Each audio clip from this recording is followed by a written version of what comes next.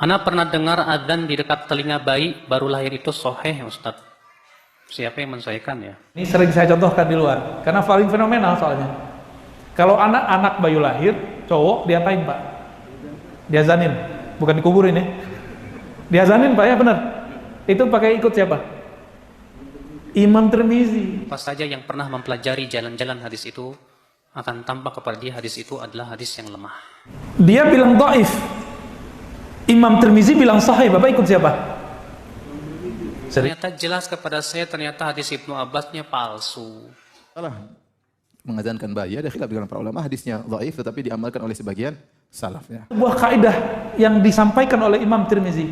Sahihnya sebuah hadis bukan hanya sebatas kualitas perawi, tapi dicek isi hadisnya ada nggak pengamalan ulama sahabat tabi'in dan ulama salafus saleh. Jika ada, hadisnya langsung naik. Oleh kawan nggak sampai ilmunya ke situ karena dia nggak mengerti Imam Tirmizi gimana. Tapi mereka nggak mau tahu kalau sudah disahihkan Albani maka mesti diterima. Kalau sudah didhaifkan Albani mesti ditolak. Menurut kamu, jika ada suatu hadis dha'afahu Albani, sahahu Tirmizi. Gitu bahasa Arab Pak, sok kerennya gitu kira-kira. Kita nguji dia pakai bahasa Arab saat itu. Apa jawaban dia? Harus ikut Albani. Imam Tirmizi itu murid terbaik Imam Bukhari. Murid terbaik Imam Bukhari itu ada Muslim, ada Tirmizi.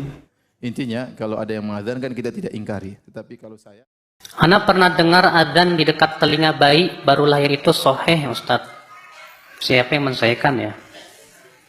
Memang ada sebagian ulama menganggap hasan hadis itu. Tapi siapa saja yang pernah mempelajari jalan-jalan hadis itu akan tampak kepada dia hadis itu adalah hadis yang lemah. Hatta Syekh Albani rahimahullah dalam kitab Irwaul Ghalil tadinya menghasankan. Dalam Irwaul Ghalil beliau berkata hasanan insyaallah. Tapi di dalam kitab silsilah hadis dhaifah beliau merujuk. Kata beliau, tadinya saya menghasankan karena saya berhusnudzon bahwa riwayat Ibnu Abbas itu sebagai syahid dan penguat. Ternyata jelas kepada saya ternyata hadis Ibnu Abbasnya palsu, sehingga tidak bisa dijadikan penguat. Makanya beliau kemudian merujuk dan meralat bahwa hadis tentang mengadzankan bayi itu hadis yang lemah.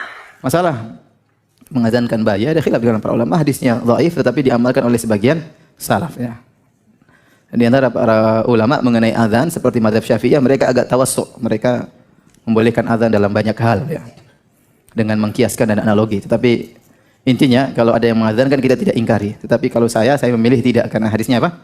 Dhaif. Tapi sebagian salaf mengerjakan maka tidak perlu kita ingkari. Maksudnya mereka baik, itu awal yang didengar adalah apa? Azan. Kata mereka, dhaif itu harus dibuang. Mereka lupa. Yang mengatakan hadis itu dhaif ulama atau nabi? Ulama. Nabi pernah ngomong nggak? Ini loh hadis dhaif, pernah ngomong nggak? Ya enggak. Kata dhaif itu hasil penelitian. Penelitian bisa salah, bisa benar. Oke? Karena dia bisa salah, bisa benar, maka antara satu imam dengan imam lain bisa beda penilaian tentang hadis sahih dan dhaif. Maka jangan mengkultuskan disahihkan fulan, didhaifkan fulan. Bukan berarti itu benar. Bisa benar, bisa tidak benar.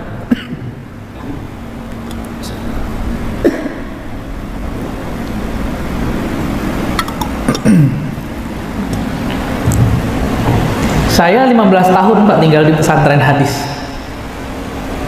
Itu meneliti hadis sahih tidak sahih. Tiap hari kita meneliti. Itu penelitian saya sering beda sama guru saya itu. Saya bilang sahih, guru saya bilang dhaif. Loh, yang pinter yang mana? Ya gurunya lah. Berarti beliau tahu di mana kelemahan penelitian saya. Tapi mereka nggak mau tahu kalau sudah disahihkan Albani maka mesti diterima. Kalau sudah didhaifkan Albani mesti ditolak. Loh, Albani, Syekh Albani ini manusia setelah Nabi atau di masa Nabi? Tahun berapa Pak dia wafat Pak? Tahun berapa dia wafat? 99. Tahun 1999. Hitung aja hijriahnya berapa. Dia bilang dhaif. Imam Tirmizi bilang sahih. Bapak ikut siapa? Serius nih? Alhamdulillah, sahih berarti. Tapi mereka sekarang nggak mau tahu. Kalau Albani sudah berbicara, Tirmizi pun dibuang. Sekelas ustadznya nggak ngerti, Pak. Ada ustadz saya tanya, menurut kamu jika ada suatu hadis dha'afahul Albani, sahahu Tirmizi, gitu bahasa Arab nih Pak, sok kerennya gitu kira-kira. Kita nguji dia pakai bahasa Arab saat itu. Apa jawaban dia? Harus ikut Albani. Saya senyum Pak, mau ketawa, tapi gimana? Ya. Kalau kata teman kita gimana? Mau ketawa takut dosa. Akhirnya saya tanya, Ustaz, ente tahu nggak siapa Imam Tirmizi? Ulama. Ulama apa? Udah nggak jelas. Asbun, asal bunyi. Akhirnya kita nu'arifu, kita kasih dia pengenalan. Imam Tirmizi itu murid terbaik Imam Bukhari. Murid terbaik Imam Bukhari itu ada Muslim, ada Tirmizi. Nah, ini salah satunya Imam Tirmizi. Imam Tirmizi ini pakar hadis sahih, hadis dhaif, hadis palsu. Ngerti dia, Pak. Kalau dia bilang sahih, berarti udah selesai persoalan itu di zaman salaf. Walaupun kita bilang sekarang dhaif. Contoh nih, ini sering saya contohkan di luar, karena paling fenomenal soalnya. Kalau anak-anak bayu lahir, cowok diapain Pak? Diazanin, bukan dikuburin ya. Diazanin Pak ya, bener. Itu pakai ikut siapa? Imam Tirmizi. Si Ar-Razi meneliti. Hasilnya apa? Hadisnya dhaif. Sama dengan Syekh Albani. Kata Ar-Razi dan Albani, hadisnya dhaif. Bapak ikut yang mana? Tirmizi beneran? Wah, bener nih Pak. Udah lolos Pak. Ngajinya udah berarti Pak. Itu hadis dhaif. Tapi Imam Tirmizi menemukan ulama salaf mengamalkannya.